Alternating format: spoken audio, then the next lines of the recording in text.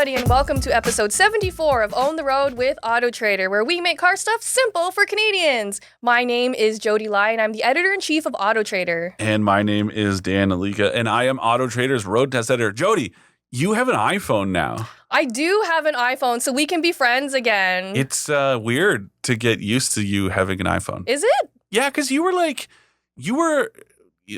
like that term stan. You were an Android stan. Well, I just don't care. Standroid person. I just don't care about phones and like having the latest Neither do tech. I. I just don't care. I got this one after 5.5 years. I mean, that's pretty I had good. an iPhone 11. I'm not a phone, but then it started to like, the worst was, okay, it was not, it was capped at like LTE. So I didn't have 5G access. You didn't even have 4G. No. Oh my God. And I can't say for sure, but I was suspicious that was the problem when I would travel. At literally every single trip outside of Canada, at least once, my phone would just not work and I would have to reboot it, usually like 2 or 3 times. Like all data, not just data, text, everything, it would just stop working. And part of me started to wonder if it's because they were like 5G networks and I was trying to get on the they probably LTE phased out those lower quality. So it was really annoying. Like when we went to Europe last year, it was really bad. It was like a daily occurrence, but I kind of pushed through it. The battery life got really bad. And finally I got this, but like I'm not a phone person, but you were like pretty, devoted to the Android. Well, for me, life. I usually don't buy a phone until mine is like bricked and dead, right? Yeah. I just don't care about it enough to like really invest a lot of money into it. But you buy them outright. And I do, yeah. Now, granted, it's like times have changed because back in the day when it was like you'd have to sign up for these crazy long plans. Yeah, that's why I never did it. And then the government capped it at 2 years. But this is actually like, so I went from like 20 gigs of data to 200 with a new phone, and it's only $4 more a month than I was paying for the old one. Yeah, that's a no-brainer then. So, but anyways, it's just sending you texts and having it as a blue bubble still weirds me out. Like I think I texted the wrong person. That's true. I didn't even think about that. So I haven't used Apple CarPlay yet. It's still so you're gonna new. love it. I know. I'm really excited for it. It's so much better than Android Auto, I think. Well, I actually have no idea what it's like, so I'm about to find out. I think you'll struggle at first, like the learning curve, because it's so much like the phone, whereas Android is not. I always found Android Auto feels like a unique system, right? It's got that homepage of like widgets. Yeah. Whereas like the homepage of CarPlay looks like your iPhone with like the icons. It's just only the apps that are, CarPlay friendly. So I think you'll have a little bit of, a learning curve in terms of like the simplicity of it, but I think you'll like it better in the long term. I mean, so far I like the phone. Like I got an iPhone 16. I got a purple one. What a flex. I know, right? So mine is a 15. So I don't have this, but our good friend Colin Shepard has the 16. And he was showing me how there's like a camera button so you can like take a photo like it's and then you can use it to scroll, like zoom. Oh, that's so cool. It is pretty cool. I didn't, again, because I don't really care. I was like, oh, this is the 15. And it's like good enough that the battery life is sweet. Yeah. And having USB-C charging, here's my problem, right? And maybe a listener out there who has solved this problem can explain to me especially. There is no Apple USB-A to USB-C cable, which some of you might be saying, Dan, that's dated technology, go USB-C. Some cars still have USB-A data ports for Apple CarPlay and Android Auto and no USB-C ports and no wireless CarPlay. So I'm worried when I'm driving vehicles that are still on these older USB ports. I ordered a cable, but I haven't tried it yet. But I ordered it from Apple, but it says it's a charge cable and not a data cable. So I'm worried it's not going to work. We'll see if it works. What's the guy that runs Apple? Tim Cook? Is that his name? I don't know. The guy who runs Apple. I don't pay attention to that stuff. Anyways, I hope he's listening to this Own the Road with AutoTrader. Yeah. And he hears this and goes, guys, we better. I mean, at least they finally went to those braided cables instead of the cheap ones. I know. These ones feel a lot more durable than the ones that they used to have. But they really need the A to C cable. I haven't run into that problem yet, but I will say that I'm very happy that my phone has the USB-C, so I don't have to go out and buy like 20 different cables, because I already have all the cables because my Android phone had that. The only thing I did that I like that we've spent 5 minutes talking about phones, but the last thing I'll say, I went out and ordered a 6-foot long cable. Why do you need such a long cable? Like when if I'm like playing video games, the couch in my office, I'll just have have it plugged in and have it stretched out. And I like having that because, sometimes when you're like laying in bed or something and it's like just long enough that it's like plugged in, but if you pull it too far, it like disconnects. I never run into that problem. Anyways, I got a 6-foot. It's literally taller than I am. It's actually, and the crazy thing is when it arrived, I held it up and I'm like, this is taller, like this is longer than 6 feet because it's taller than me. Like I'm 6'4". You know what this reminds me of? It's like those like landline phones with the really long cable that you could like walk around the kitchen and to the other side of the house. That's what I'm doing. Anyways, it's wow. Yeah, but I have to get this like really long cable.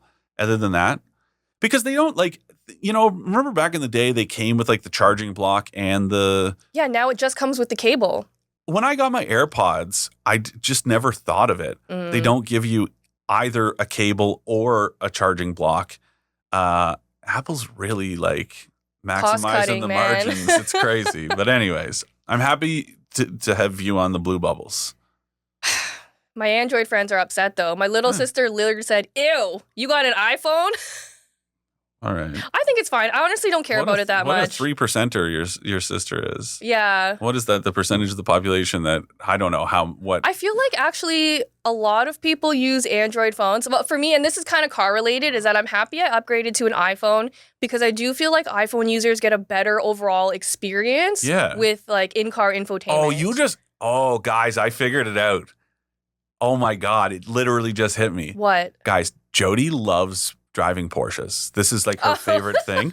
And Porsche famously does not have Android Auto. Actually, in their most recent vehicles, they do have Android Auto now. For a long time. And Porsche was just straight up about it. It was like 90, it was some crazy, like 98% of Porsche owners were iPhone users. So Porsche said, there's no point in us integrating Android Auto because nobody uses it. But that meant you could only use Bluetooth. Correct. This is why you got an iPhone. I mean. So you could live your 9/11 fantasies and still know where I'm going. It's all coming. Yeah. Okay. You clocked me. Yeah. So today, Dan and I are going to be kind of sharing our predictions about cars that we think will be discontinued soon, that aren't long for this world. And so cars get discontinued for all sorts of reasons. Big one is underperforming sales due to, whatever, consumer preferences, market conditions, yada, yada. In the past decade, we've seen a ton of vehicles get discontinued. And entire segments almost getting discontinued. Like there are convertibles. There are like no subcompact hatchbacks anymore that are available. Sedans we're losing a lot of, wagons, sports cars, and a lot of affordable cars are gone now. Like we talked about this in a couple episodes previously, where there are no vehicles today that you can buy for under 20 grand. Yeah. Because the Mitsubishi Mirage got discontinued last year. And so that means that like the top 10 cheapest cars in Canada, they're all over 20 grand, which is insane to me. The cheapest one right now is the Nissan Versa, which I don't think is going to stick around. I also had that same thought. So the Nissan Versa is just over 20 grand. But here's why I think it's not going to last long. I don't think it's profitable enough for them. No. They'd rather have someone get into like the Kicks Play or the Kicks, which costs more money. For you, like if you guys don't know, so Nissan just launched a new Kicks, which you can go on our YouTube channel or the site. Jodi did a review with a video of the redesigned Kicks, which is very stylish. But Nissan decided at sort of the last minute, it was like an 11th hour thing, to keep the previous gen Kicks alongside it in Canada, at least for a year or two. And a lot of people thought it was weird, but I'm like, well, Ram has been doing this before. Ram's been doing this with the 1500. It still sells the Ram Classic, which is the previous generation Ram alongside the new one. So it's not unprecedented. But yeah, I think like that's a more profitable vehicle that Nissan would rather shift people into? Yeah, I mean, the Versa is also a sedan. It's a subcompact sedan, which is generally not a very popular segment in this market. So I honestly don't think, I think this is its last year. I think 2025 might be your last chance to get a Nissan Versa. Yes. So if you are like seriously on a budget and you need a budget commuter car, like now's the chance to get one. I mean, there's always going to be like used cars, but a lot of people don't want to buy a used car. That's fine. But another big reason that a lot of cars are being discontinued lately is because there was so much focus shifting towards EVs. And so a lot of automakers were canceling a lot of their gas-powered vehicles in preparation for EVs. But now that everyone's scaling back their plans for EVs, it's like, where are we now? Guys, we'll do an episode, guys, in the near future once the dust sort of settles. Because right now, I know, the Trump administration has ended or is now pushing automakers away from EVs, using some misinformation, just to put it simply. There was never an EV mandate in the U.S. There were incentives, but there was no mandate. So it's been framed in a weird way.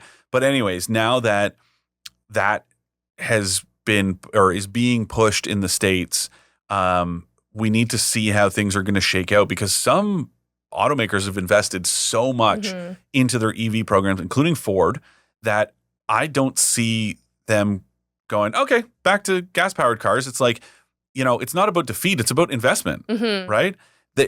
Whatever. Automakers lose money sometimes. We all know that. But we're talking billions, hundreds of billions of dollars across the industry. They're not just going to walk away from this money. And the other reality is the world is economically and environmentally flat. You can't say, okay, well, the Canadian market and the U.S. market are on an island and the rest, like China. This is what bothers me. I know we're getting off topic, but one thing that bothers me, right, is China is such a boogeyman for all the problems of the world. And every time there's stories about EVs, there are, people that jump in and say, well, but before you take away my truck, why don't we get Chinese emissions under control? China's pumping out all this nasty stuff into the environment. Why are you taking away our plastic straws and blah, blah, blah? And it's like, well, first of all, China is killing it in the EV space right now for consumers. I mean, like the adoption rate in China is through the roof. But the reality is the same thing is happening in Europe. So just because the US, yes, it's a huge market. Yes, there are a lot of brands based there. But just because the government is saying that it wants the industry to reverse course doesn't necessarily mean that's going to happen. But before we attack this issue on an episode, we need to see where things fall. There's just too much uncertainty right now. And, we're looking at a new government incoming in Canada, more than likely in the next, whatever, like 6 to 8 months.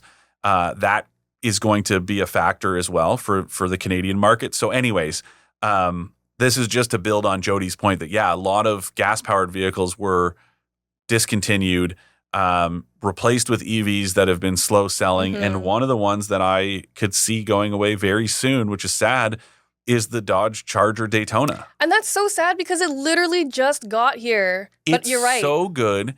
Guys, this is not – I had somebody ask me, what it was like, knew that I drove it, and I was like, it was great. And they're like, really though? And I'm like, first of all, I have no reason to lie. Second of all, I'm telling you, I drove it on the racetrack. It drove like a sports car, not a muscle car. It's roomy. It's cool. It's fun. It's funky. Like, it checks a lot of boxes. But the problem is, part of it is, yes, the shifting sentiment. Part of it is that Dodge shot itself in the foot. When you market yourself as muscle, brotherhood, the brotherhood of muscle, and all these weird dog whistles, it's like, your buyers aren't going to be, your customer base is not going to be interested in what you are shifting to. Yeah, like muscle car bros do not want EVs. No. Even if it's so good, I still don't think they'll want it. The only reason that I don't think Dodge is doomed is because they are going to make a gas version of this vehicle. And that is the only thing that I think will save them right now.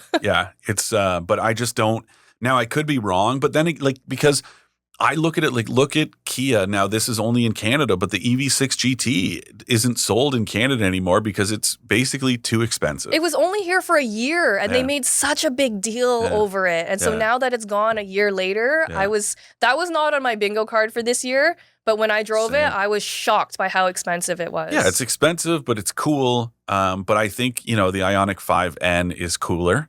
The other side of it is that Kia is introducing a GT version of the EV9.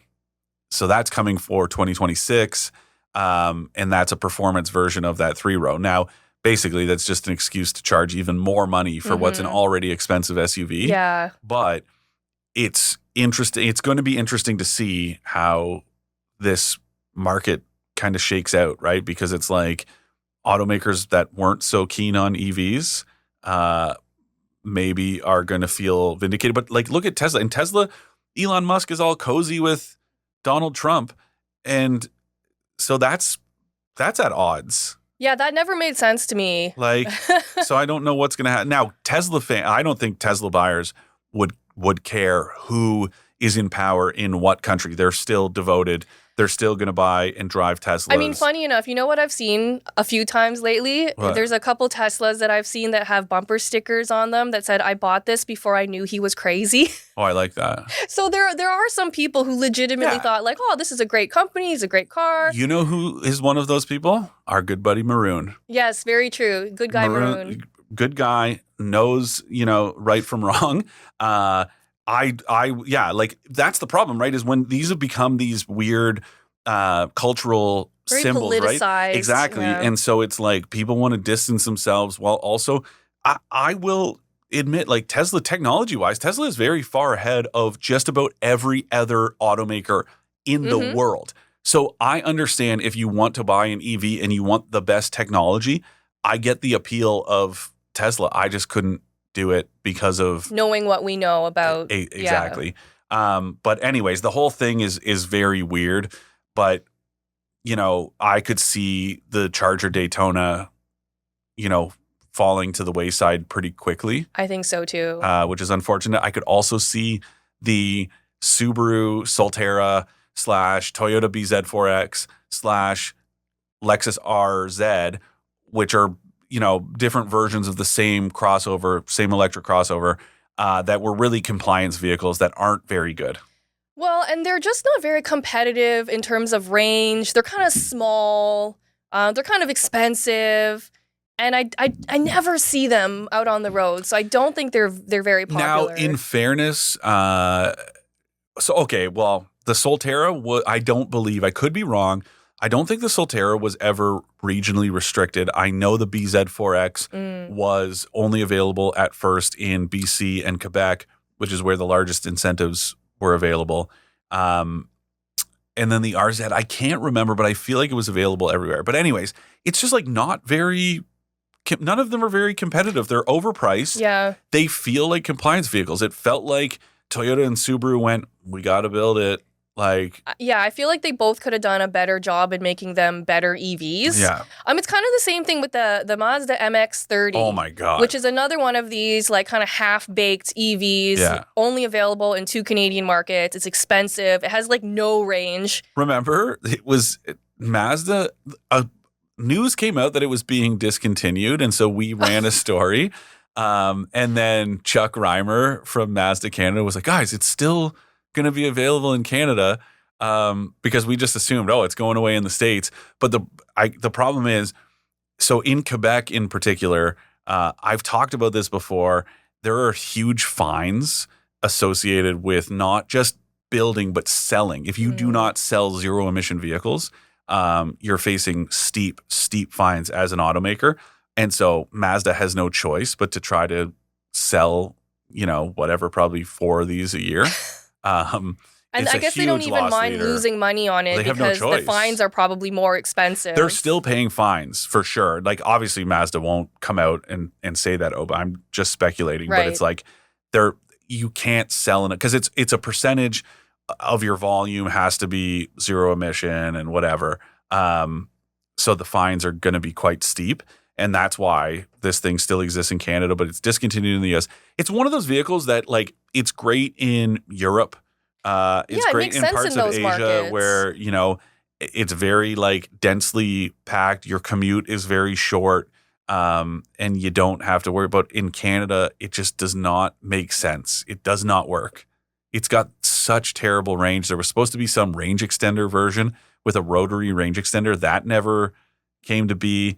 And I think this thing is going to bite the dust pretty soon. Yeah, and it's already expensive, and adding a range extender is just going to make it even more expensive for a tiny little car. It just doesn't make sense for our market. I think because, guys, keep in mind, plug-in hybrids count for zero-emission vehicles.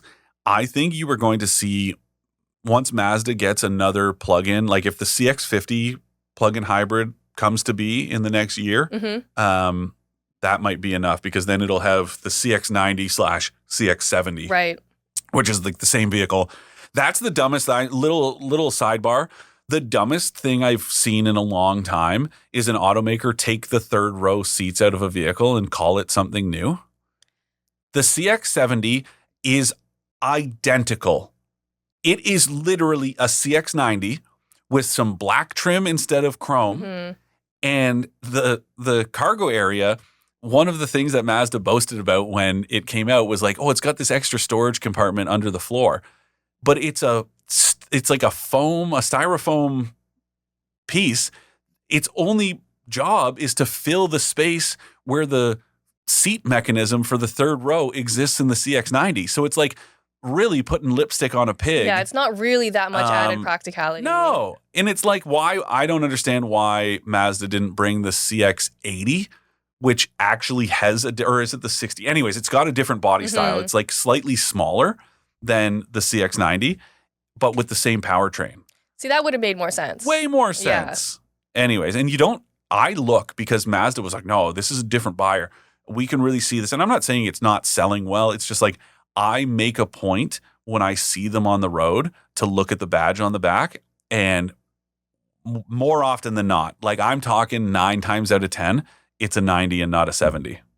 So anyways, that was a little tangerine I went on that I didn't really need to, but yeah. Does that mean you think the CX-70 won't be around for much longer? No, I think it'll still be around. Okay. I think it's probably more popular in the U.S., and so it's an easy vehicle to keep on the market in Canada as well. I just don't understand the logic behind ripping this literally is like taking a Corolla hatchback, taking the back seats out of it, and then being like, guys, it's a 2-seater. It's a sports car now. And you're like, no, but it's not. It's the same vehicle. You just made it less useful. And when I wrote the first driver review, I said, it's easy if you don't use the third row ever, like Becky and I would be a good example. We don't have kids. We don't have the need for a 3-row vehicle. But if I wanted to buy a vehicle that big, I would, because on the off chance that we go to a wedding and 2 more people need a ride, we can do that, whereas you cannot do that in a CX-70. Right. Why would you buy the less useful version of the same vehicle that's actually more expensive at the top of the lineup? That doesn't make sense when you can just like fold the seats and just keep them there forever. Exactly. Ridiculous. Yeah. What's another car? Nissan Altima, I don't think has a lot of time left. No, it can't. Because it's a sedan. I mean, like Subaru discontinued the Legacy last year, Kia which I was K5 sad about. is gone. The Accord and the Camry are. I feel like those are going to be around for a long time. They'll be the last 2. Yeah, they'll be the last 2. You can't buy any sedans from like the domestic automakers anymore. No. So I do think that the Altima doesn't have a lot of time left. No. I also feel like they haven't changed it in a while. Like it hasn't been refreshed in a while. No, but I don't really think it's due for a refresh. No? Like I feel like it's only a few years old in its current form. I just don't think it's... Do you remember? This reminds me of remember Andy Lynn, our old production editor would do like a Chevy Malibu life check every year. Be like, I can't believe this thing is still on the market. Actually, doing research for this, the Malibu is technically still on the Chevy website, but only 2024. Yeah. So technically you could buy it, but it's an older model. Yeah, it's all old inventory. Yeah. Like they're not making any more of them. But anyways, I just always remember that every year Andy would be like, "Are you still building the Malibu?" Yes, we're still building the Malibu. And every time he was like, "How is this still a thing?" I mean, in a similar vein, and this one makes me more sad, is I don't think the Volkswagen Jetta has a lot of time left. So they discontinued the Golf. So now the only way you can get a Golf is the GTI or the Golf R. Yeah. And so I feel like they're first going to discontinue the regular Jetta and then just offer the GLI. Yeah. But Sebastian just went and drove the refreshed version, which is the second refresh of this generation. But it was barely a refresh. It was like the lightest refresh, right? And that tells me they're not putting a lot of effort into it. There was no better person to do that first drive. So for those of you who don't know, Sebastian Bell, who's our associate editor, in a past life, he was the editor of VW Vortex, which is this massive Volkswagen forum. It's one of the largest automotive forums, period, not just Volkswagen forums. So he knows, and he's owned Volkswagens and knows the vehicles very well and whatever. So he went and drove that. And I was like, what a perfect fit. What a perfect. It made a lot of sense. For his first first drive event since he joined AutoTrader. I was like, oh, that's a nice little kind of ease him into it. But anyways, yeah, it's like, I agree with you. I mean, Subaru got rid of the Impreza sedan. You can only buy the hatchback now. Same rules apply. Toyota is going to continue to sell the Corolla. Honda is going to continue to sell the Civic. Hyundai is, doesn't have remember there was the Accent sedan and hatchback, which were subcompacts. Those are gone. The Elantra had a hatchback, which was really stylish. Gone. The sedan is good, and the facelift, is really good, and the hybrid's great. But even that was like the hybrid to buy as far as the most efficient and affordable. But now the Civic, yes, it's expensive, but it's crazy how efficient it is. Kyle Patrick messaged me the other day. He was averaging 3.7 liters per 100 kilometers. How? In the wintertime. That's crazy. Insane. What was he doing? Like just going down a hill or something? Like that seems nuts to me. Puttering around, I guess. Wow. Yeah. That's amazing. Yeah. What else? This one, I don't know. Sebastian threw this one at us, and it's like an honorable mention. The Jeep Wagoneer. I know sales aren't spectacular. I don't know if it's going to go away because I think Jeep really wants to lean into that near luxury space. I mean, they keep saying that, but I keep questioning, are people ready for it? I see quite a few of them. And in the same sort of thing in the States, yeah, it is wildly popular. That's true. When I drove into Michigan last year, they're way more popular there than they are here. The other interesting thing is and this is a bit of a theme in the Canadian market. I don't quite understand it, but so Canada is a very large market for kind of the expensive versions of vehicles. So famously, Canada has been for a long time the number one AMG market for Mercedes because it's Canadians just go, give me the best one. In Canada, I noticed, this is anecdotal evidence, I haven't actually looked at the numbers, but there is a huge difference. Canadians tend to buy the Grand Wagoneer, which is the more luxurious version, and Americans tend to buy the Wagoneer. Interesting. Which is it's not quite the same, but it's almost the equivalent of if the Americans were buying Chevy Suburbans and Canadians were buying Cadillac Escalades. And it's just fascinating to me that you see, because it's got the huge thing on the back that says Grand Wagoneer or Wagoneer. And I look, and it's just like when I look at the CX-70 or the CX-90, I check, and more often than not in Canada, it's Grand Wagoneer. And more often than not, it's Wagoneer down in the States. Interesting. But you've driven one, and you quite liked it. I mean, yeah, it's comfortable. It's okay. It's built on the Ram 1500 platform. So it's a pickup truck frame. It's got that air suspension that the Ram 1500 has. So it's super smooth. It's now got that Hurricane straight. The funny thing, I thought that this was weird, and granted, it's a different buyer, but that Hurricane engine was available in the Grand Wagoneer for 2 years. Never got any negative feedback about it. Then last year, Ram had the first drive of the 1500 with that. The Hemi's dead. stick that Hurricane. And it was like all these people are going nuts in the comments. And I know they're truck buyers, so they're like very passionate. They're like V8 or die. But I'm like, where were you 2 years ago when that engine, first came to be and it hasn't grenaded yet? What makes you think suddenly it's going to fall apart in a pickup truck? So anyways, maybe Sebastian's right that the Grand Wagoneer is going to go away. It's a tough market to enter. It's bigger volume than you would expect for full-size SUVs. But with established players from GM, from Ford, from Nissan, from Toyota, like Lexus, Infiniti, all of these players that are just like, they have kind of their not passionate followers, but it's like, if you bought a QX80 before, you're probably going to buy another one and you're sticking with that brand. So to break into that and to go from the image of Jeep Wrangler to, oh no, we're luxurious with this Wagoneer and this Grand Wagoneer is a tough sell. I mean, it's a big leap for them. I mean, a lot of automakers are talking about, we're moving upscale. We're moving. Like, Mazda says this all the time, but then you look at what they're offering and you're like, I don't really feel like it's that special. It's really annoying to me. I don't get like bothered by a lot of, just kind of general like public feedback. But the one thing, anytime I've said that, like, hey, remember when we did the Acura MDX versus Mazda CX-90 comparison? And there were all these people that are like telling me that I don't know what I'm talking about because the CX-90 is as luxurious as the MDX. It's like, first of all, we're in them side by side. Looking at them right next to each other. We're talking about them in real time. It's not as luxurious. Like, and you can maybe these people own the CX-90 and they feel really defensive. But just because Mazda tells you it's more upmarket doesn't mean that it is. And the CX-90 with the fanciest trimmings is, as nice as a Toyota Grand Highlander.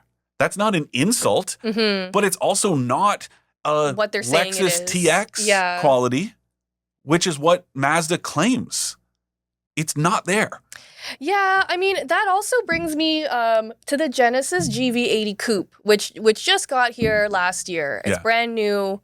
I was originally very excited for this vehicle because I feel like Genesis has made some really cool stuff. But I got into it and, there's real carbon fiber. Like, it's a really beautiful interior. But then I looked at the price sheet. It cost $104,000. Yeah, it's expensive. That's a lot of money. That's a lot of money for a Genesis. Yeah, it's a lot of money. And I understand the challenge. And Genesis in Canada tried to sweeten the pot where it's like, it comes with a set of winter tires on dedicated rims. But that's really like a couple grand.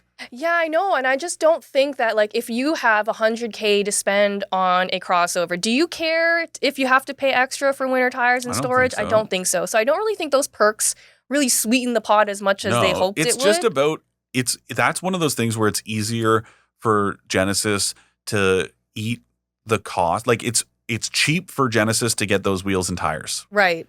It's cheaper than like your retail price on them. So that is the incentive. But yeah, that's one of those like, oh, cool. But I think it's like Genesis should be playing in the $80,000 to $85,000 mark. And I feel like that would have been a lot more reasonable, right? Yeah. Because like for that much money, you could buy a Cayenne, like a Porsche Cayenne. And I know it's a base level Cayenne, but it's still a Porsche, you could right? Get a BMW X6. Yeah. Or a Mercedes GLE coupe. Yeah. And so I feel like what Genesis, I think originally they were making a lot of waves because they could they were very, very close to what the Germans were offering, but at a much, much cheaper price. And so a lot of those shortcomings were like easier to forgive because of the price. But with this one, I was like, oh my God, it's so expensive. And I don't think they really went above and beyond in the way they needed to justify that Jodi, price. For as long as Genesis has existed, literally since early 2017, I have said, if you put an Audi badge, a BMW badge, or if you take the badges out of the Genesis, no identifying markers, and put an Audi owner or a Mercedes owner or a BMW, anyone, they are going to notice that it's not quite there. It's not quite there. It was close, but it was never there. The hype at the beginning was like everybody loves an underdog. Of course. It won, like the G70 won NACTOY Car of the Year and World Car of the Year the same year. I think that was 2017.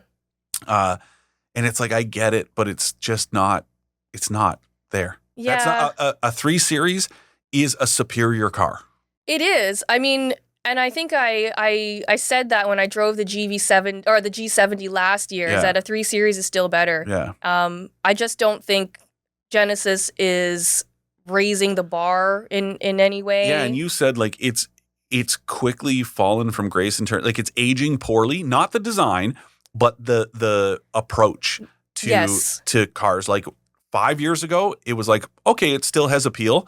Now it's like the rest of the industry has shifted like quite a bit. And they haven't caught up. And now they're behind, right? Yeah. And so I feel like they've lost a lot of that early momentum. Yeah.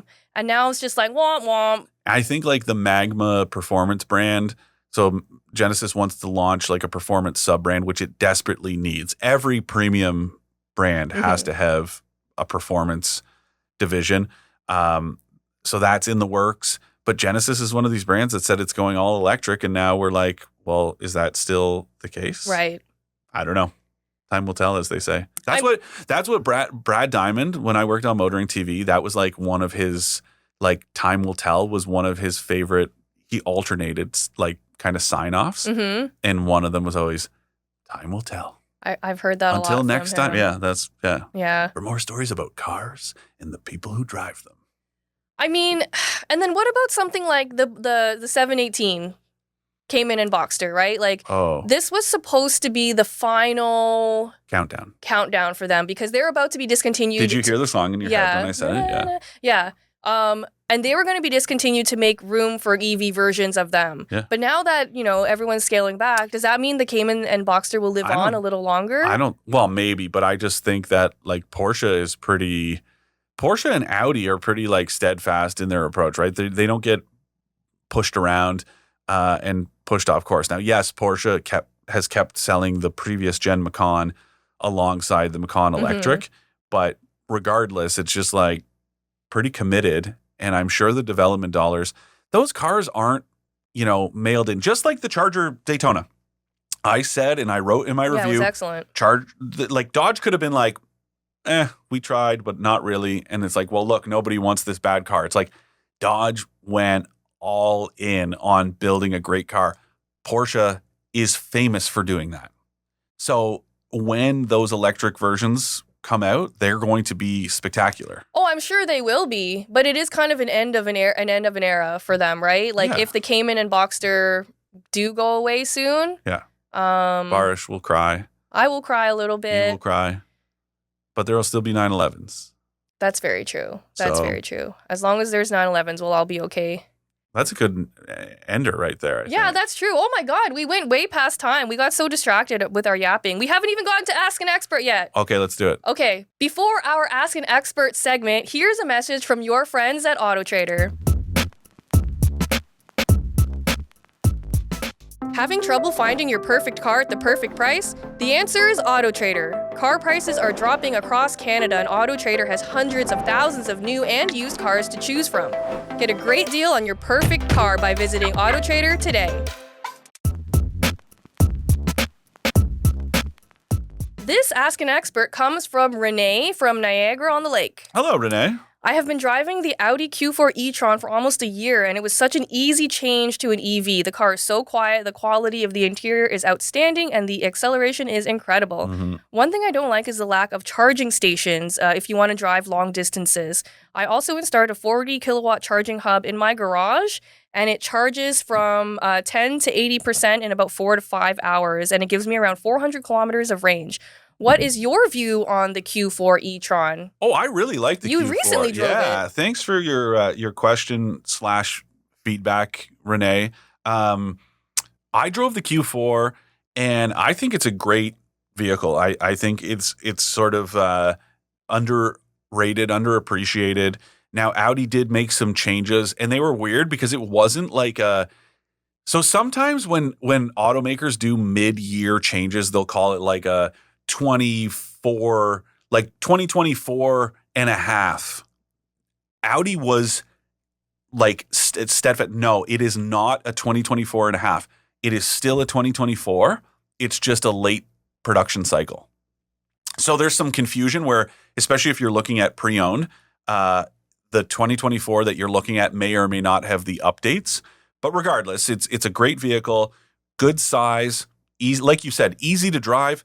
It almost feels, especially on the highway, it almost feels like a gas-powered crossover. And also looks like a regular vehicle. And 400 kilometers of range, I think, is ideal for that size and for what you're getting, especially if you're charging at home in 5 hours. That's all you need. Yeah, and I mean, the one that you drove with that update, the update made a pretty big difference, right, into how good it was? It added, like, I want to say it was like 50 kilometers, a few tweaks here and there, and you know, it's whatever. It's just a better ID4, right? Because that's basically what it is. But I think it's a really well executed vehicle, and I mean, that's great that because you're right. No, the lack of charging infrastructure in this country is still terrible. Although I will say that is a bit of like one of those fallacies. We've told ourselves that this is a Canadian thing or a North American thing. And then I was in Europe last year. Remember, I went on that like Audi road trip, and we went from Munich to Vienna to somewhere else in Austria to Hungary and back. And every charging station we went to, they were broken. We would plug in one vehicle, and then when we plugged in the other one, the first one would stop charging. Like, it was a disaster. And I was like, oh my God, they have the same problems here. Interesting. They just have more chargers. So we could find alternative locations when those ones stopped functioning. But yeah, Renee, you're right. Charging infrastructure here is atrocious. There's no way to sugarcoat it. It's terrible. No, I mean, but it was smart to install a faster charger at home. Like, that's all you really need. And you live in Niagara. That is like, you know, the hydro capital of Ontario. I always thought that was really clever. The Niagara Power Authority was like, this is the largest energy storage site in the world because it's just a big reservoir. And when they need more hydroelectricity, they just let more water out. And when they don't need as much, they put it in the reservoir so it's sitting there waiting for later. It's so genius. Anyways. Genius system. And we thank you, Renee, for your question. If any of you would like to ask Dan or I a question, you can email expert@trader.ca. But that wraps up this episode. All right. Thank you so much for joining us. Drive safe, and we'll see you next time. Bye, guys.